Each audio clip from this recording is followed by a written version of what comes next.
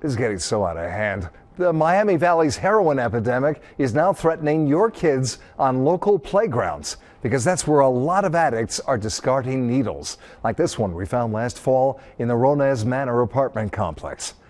What would your children do if they stumbled across a syringe? Wally Aliou found out in this Fox 45 investigation. You're watching a controlled experiment we did with McKinley Hall, a private nonprofit treatment center in Clark County. Wendy Doolittle has worked with heroin addicts at McKinley Hall for more than 2 decades. With parents present Good play. and their permission, Doolittle helped us demonstrate how needles are a risk for kids playing innocently on the playground. Wait, Ashlyn. This fake drug needle is not dangerous. In fact, there's no real needle inside the syringe. But real needles could be a real fear for parents. It was between me and my neighbor's window, and I had her come grab it with the trash bag. And I also had found one going down to check my mail, too. Why are we seeing such a problem where needles are left in different places around town? Clients talk about getting high in their cars, getting high in parks. And when you do that, you want to get rid of the needle after you're done because that is drug paraphernalia. You get caught with that on you, then there's charges. So I could easily see how people shoot up and just discard the needle wherever. Including playgrounds. I'm a little curious as to how they're going to react. Consenting parents watched to see what their child would do. Most of the kids didn't even notice the needle. I don't think she even noticed it. She stepped on it. Some saw it and completely shied away. I'm glad once she saw it that she stayed away from it. And some went right to it. What's this? He's got it in his hand. I found this. Playing with it. I found this. Oh my Lord.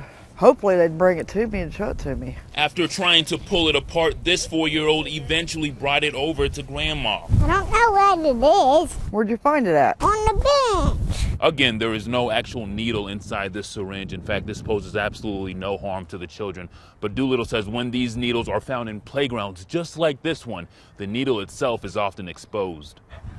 What the heck? Hey, Mom, do you feel like having a shot? He thought it was fun. He thought it was possibly a toy. I mean, he had no idea the dangers from that dirty needle.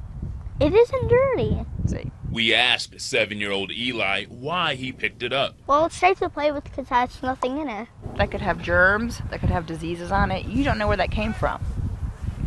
Right? Yeah. Right. So why did you pick it up? I don't know. I just found it. Looks cool. There is some dialogue that certainly should take place with youth about addiction and what it looks like. I mean, it's on TV enough that you can generate those kind of conversations in your households.